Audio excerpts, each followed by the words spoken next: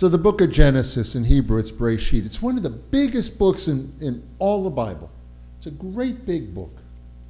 It could be summarized in 3 sections. There's like creation and the first people. It takes up this much room. Then there's Abraham and the founding of a religion and coming into the land and all that Abraham does with the Sodom and Gomorrah, and it takes up this much room. And then there's his boy Isaac, and it takes up about this much room. And then Isaac and his wife are expecting twins. And the life of one of those twins takes up this much room. More than half of the book of Genesis, one of the biggest books in the Bible, is about Jacob. Jacob is the starring role. And there's some about Jacob. I tell people,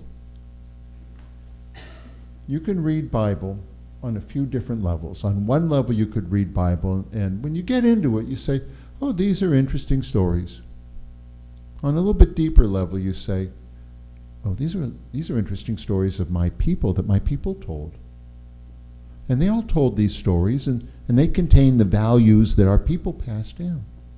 When you read on a little deeper level, you say, oh, these aren't just stories or interesting stories that my family told. This is my family. I'm descended from these people, spiritually at least. This is my family. And when you read it on a deeper level, you go, oh my gosh. Wait. They got one thing wrong here. The thing they got wrong is the name. It's not about Jacob, it's about me. How do they know so much about me? How come I'm reading so much about my life, where my life has been, where I am right now, and where I could be? How is it that I'm when I read this old book, I'm finding me in it? And there is nobody, different characters, they're not characters, different people in Bible, others relate to, but there's no one who I think more people relate to than Jacob. Male and female. If there's someone who needs some direction in their life, the first thing I say is, read about Jacob. Look at his life.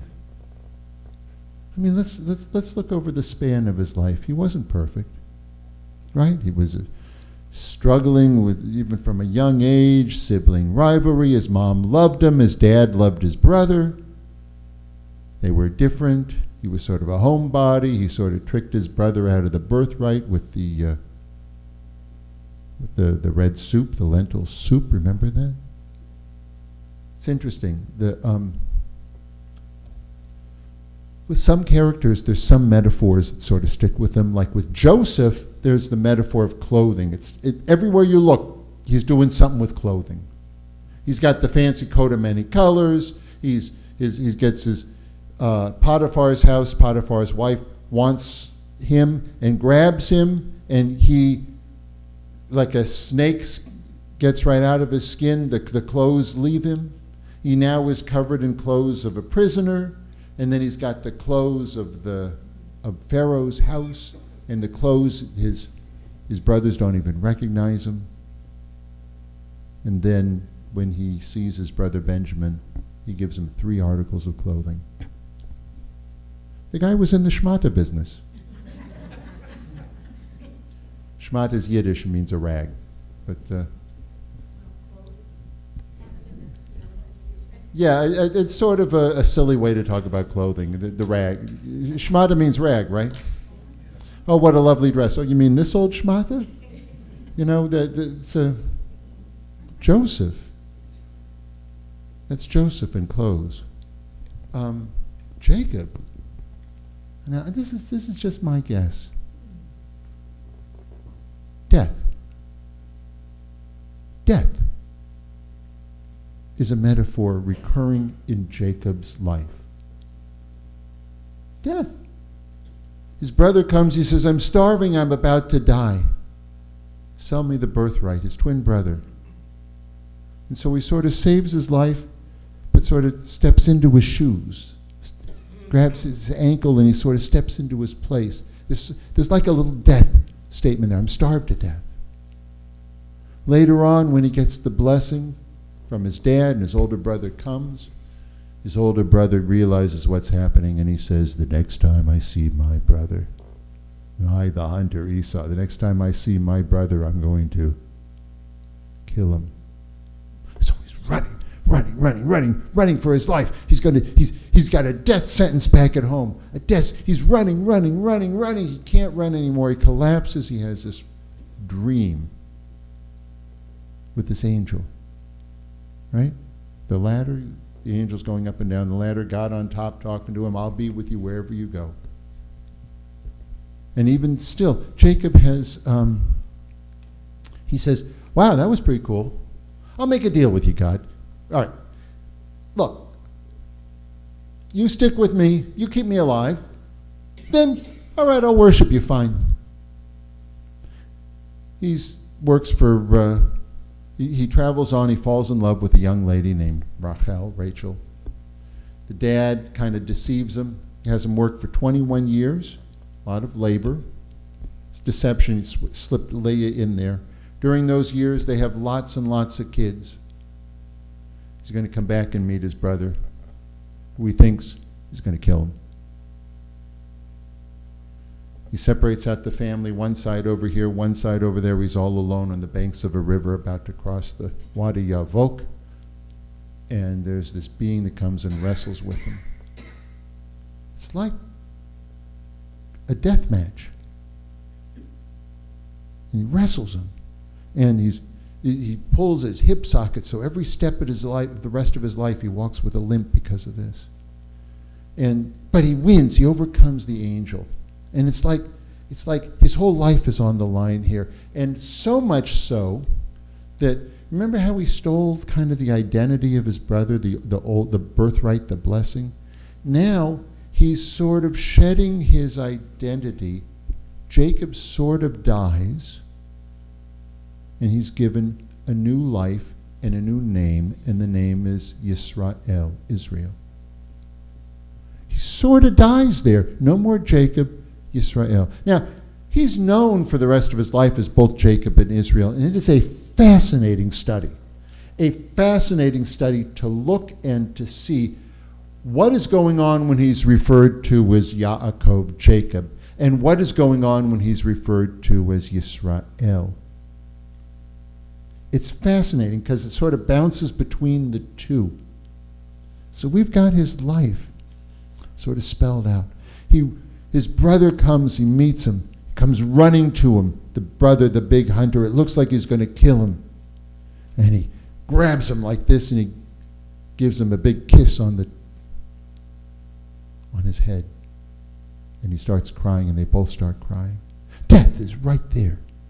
He sort of dances on the fringes of death. Death. So the kids, we pick up the story. They're living fine in Israel. The youngest, the second youngest, Joseph, goes out. His brothers are jealous of him. They throw him in a pit. They say, Joseph has died. Dad believes him like that. They show him the bloody coat with all the colors. And he dies, sort of. He's just a shell of a man. And his brothers later on talk about it so many times over. They said, we thought that we had killed our brother, but we really killed our dad. Dad died then. He died. Right then and there, he died. And he sort of has this imagined kind of illusory life where he transfers the death of Rachel and the death of Joseph to Benjamin, and Benjamin, the youngest one, is now it's a weird kind of hallucinatory kind of existence. And Joseph is moving up the ranks in Egypt. But I'm looking at it from Jacob's perspective. And Joseph realizes his brothers are coming, and he asks for Benjamin.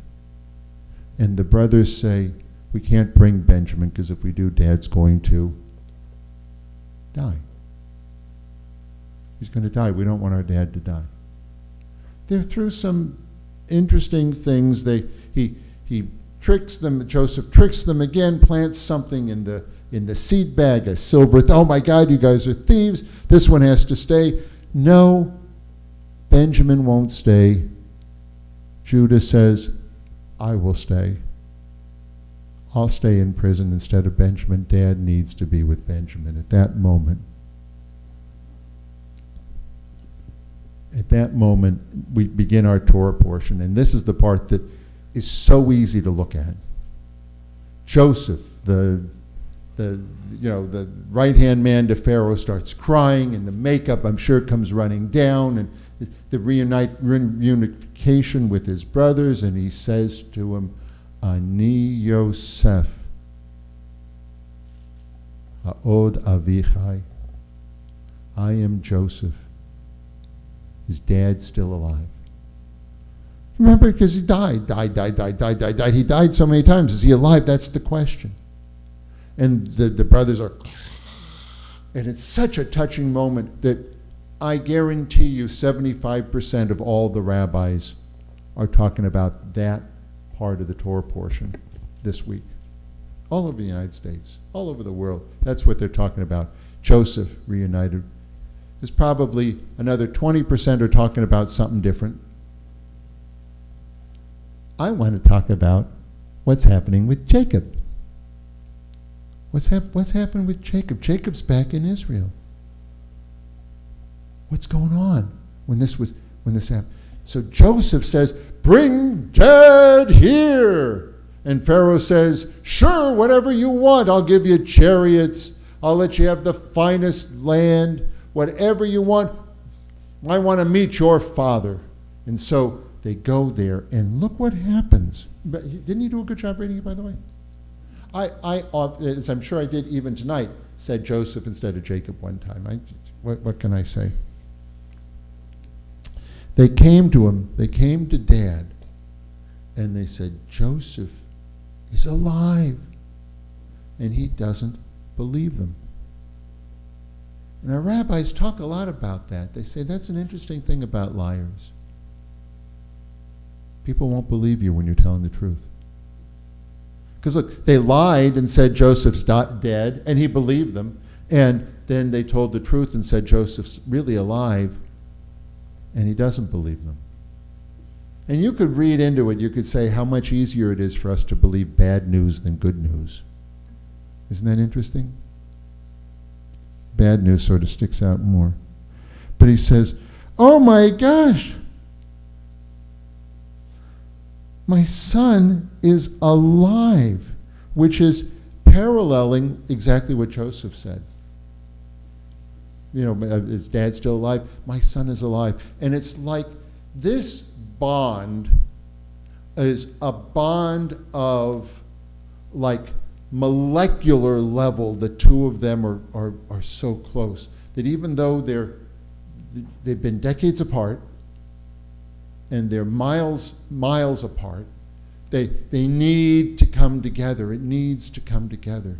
And the story of them coming together is incredible. Now, I just want to see if you can, if you get this.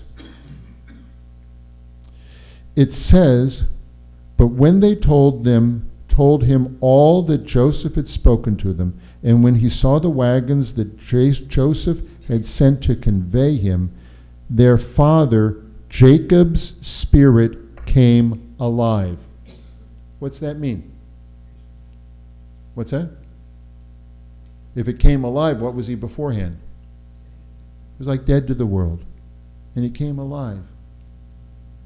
How many of you have seen that happen with a person who, they say that some people are dead even though they're still alive, and some people even after they have died are still very much alive in this world? That's sort of what's going on here. How many of you have seen someone who looks dead to the world and has a moment when they came back to life? Those are incredible moments. It can happen. It happened to Jacob. But listen, Jacob's spirit came back to him. Next sentence. Israel said. What's going on there? Enough. My son Joseph is alive. I must go and see him before I die. See the transposition? Joseph's spirit was revived, and then the narrator tells us it's Israel who said this. Do you see the play between the two names? He's scared to go down to Egypt. His dad was told, don't go there. Abraham was told, you're going to be enslaved for 400 years in Egypt.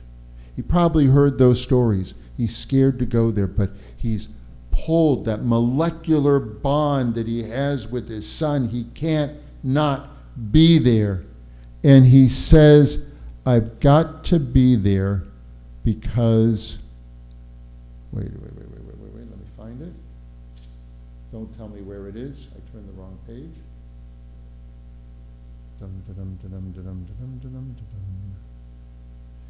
He says, I've got to go there because I must go there and see him before I die. And so he goes, and God speaks to him at night.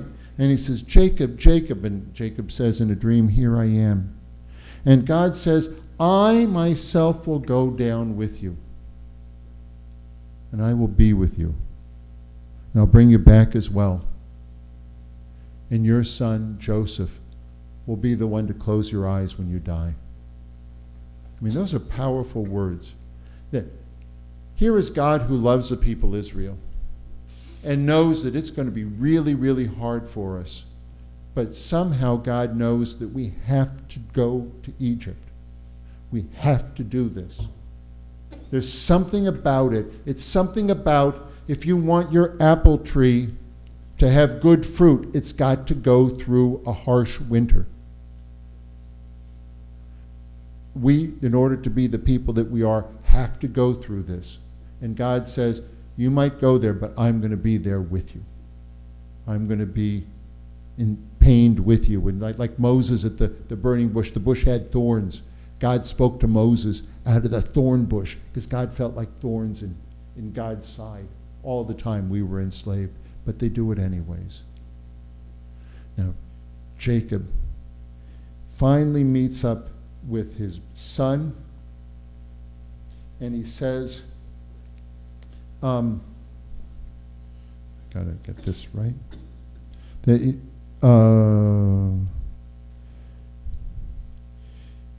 He says to him, now it's really short. Judah went ahead of everybody to Joseph to tell Joseph that Dad is coming. And Joseph harnessed his chariot and went up to meet his father Israel in Goshen, the fancy land. He presented himself to him and threw himself on his neck, weeping all the time. And Israel said to his son Joseph, listen to these words, now that I've seen your face, for you're still alive, now I can die, at last. There's something that we learn about death from Jacob.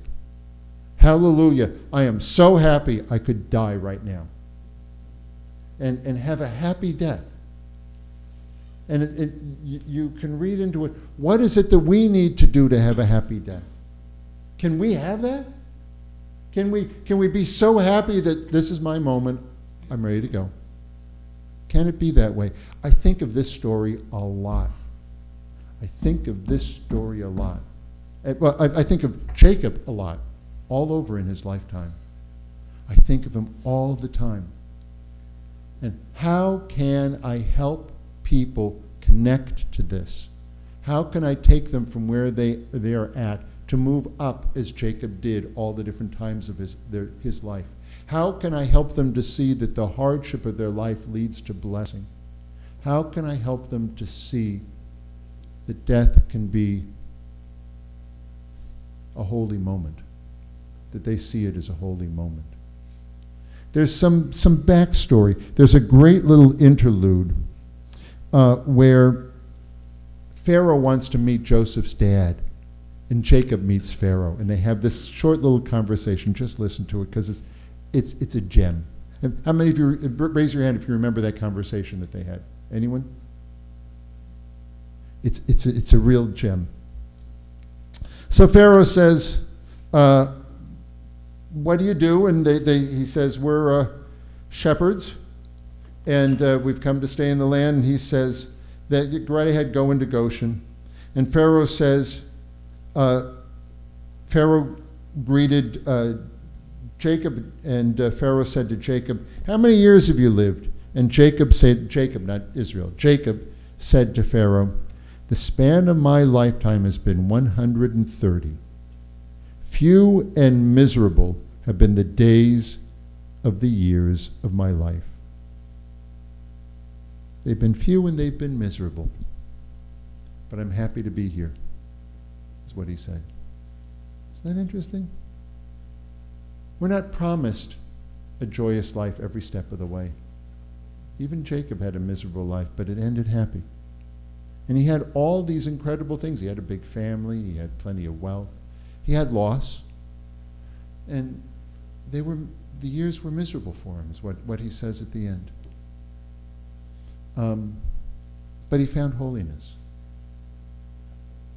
The miserable things in our life, that might be our lot.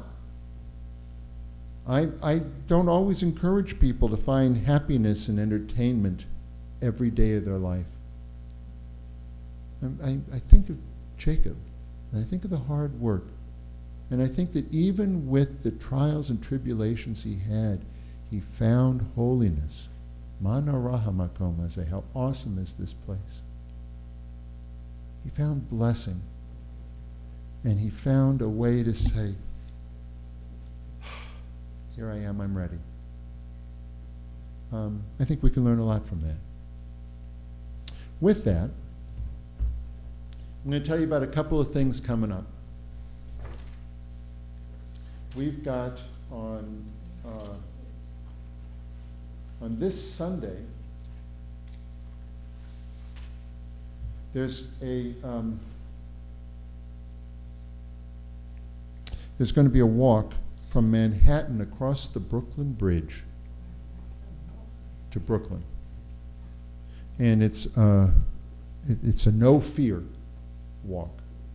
And many, many different Jewish groups and friends are going to be walking to say that anti-Semitism doesn't belong in our country.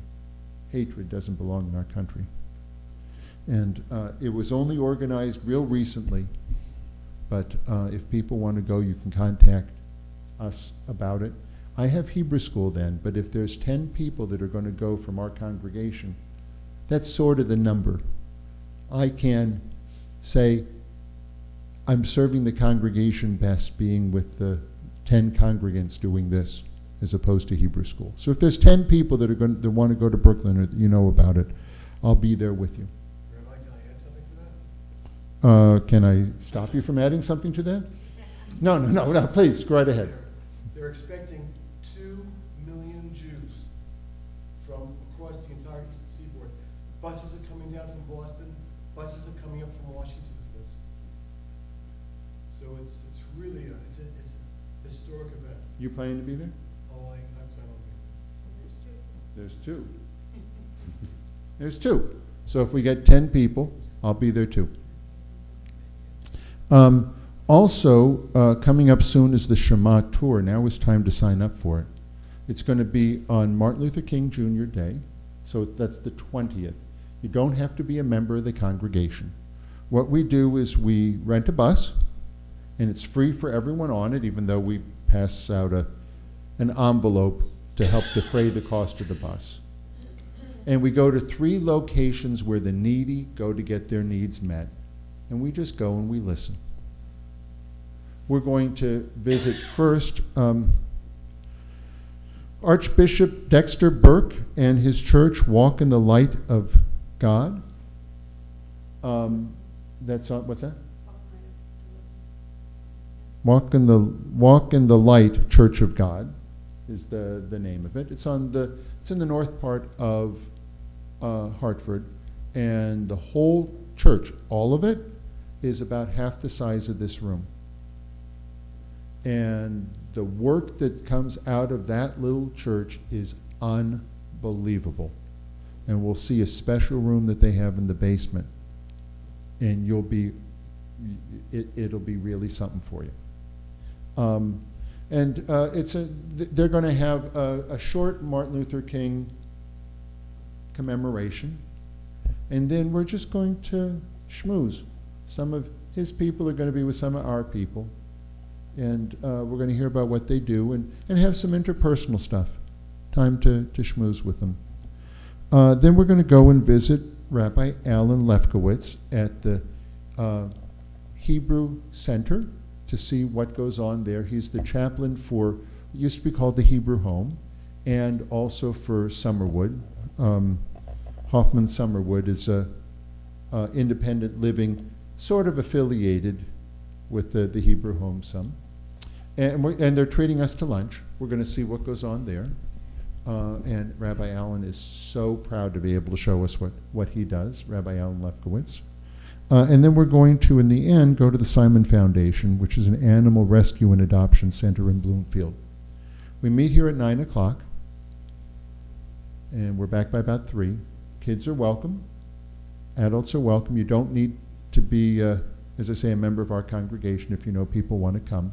Shema, we call it Shema Torah because Shema means listening. We're not going to try to fix the world. We're just going to listen. We're going to be in a different place and look and listen. And then, a week later, we're going to pick one thing to do to help out with one of those 3 locations, and that will be our project for the year. With